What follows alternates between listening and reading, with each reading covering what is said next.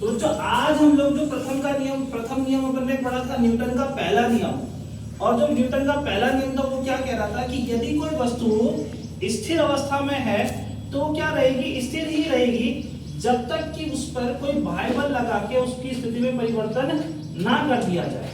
तो उसी पर आधारित देखो दोस्तों मैं एक प्रैक्टिकल करके दिखाना चाह रहा हूँ। ये जो आपका प्रैक्टिकल है ये जड़त्व के नियम में आधारित है कि जब आप, इसका एक एग्जांपल है कि अगर जैसे आप मान लो किसी ड्राइविंग कर रहे हो, किसी गाड़ी में बैठे हो और जब एकदम से ब्रेक लगता है, जब ब्रेक लगता है तो आप उसके विपरीत दिशा में क्या लगता है, उसको आपको धक्का लगता है। तो ब्रेक पीछे की तरफ लगता है और आगे की तरफ, आगे क्या यात्री कहाँ जाता है, आगे की तरफ से धक्का लगता है।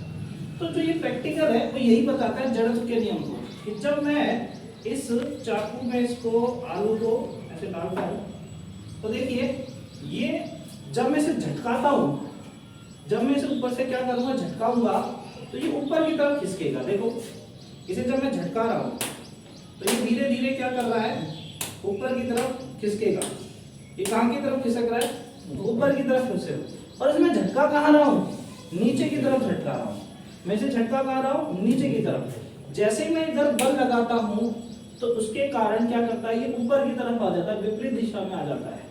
तो ये कौन से नियम के ऊपर आधारित है, ये प्रैक्टिकल, ये जड़त्व के नियम को बताता है। ये ठीक उसी तरीके से कि जब व्हीकल जा रहा है, जब कोई वाहन जा रहा है और एकदम से ब्रेक लगता है, तो ब्रेक लगता है मतलब देखो इस दिशा में गति हो रही है और गति के विपरीत दिशा में वो क्या कर रहा है, ब्रेक लगा रहा है ना। ब्रेक हमेशा विपरीत दिशा में लगता है तो गाड़ी रुकती है और व्यक्ति को झटका कहाँ की तरफ लग रहा है, आगे।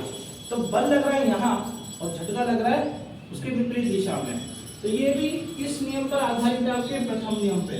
जब भी आप पेड़ की टहनी को खींचते हो या हिलाते हो, जब से बार बार झटका देते हो तो उससे क्या टूट जाते हैं, फल टूट जाते हैं। तो ये भी किसके कारण होता है, ये भी आपके प्रथम नियम के कारण होता है, ठीक है।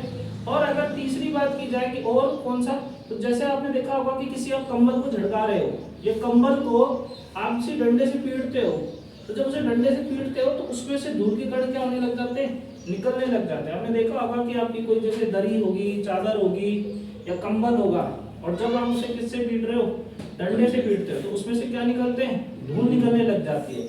वो भी किस नियम के कारण निकलती है, प्रथम नियम के कारण निकलती है, ठीक है। तो ये आपका क्या था, प्रथम नियम था।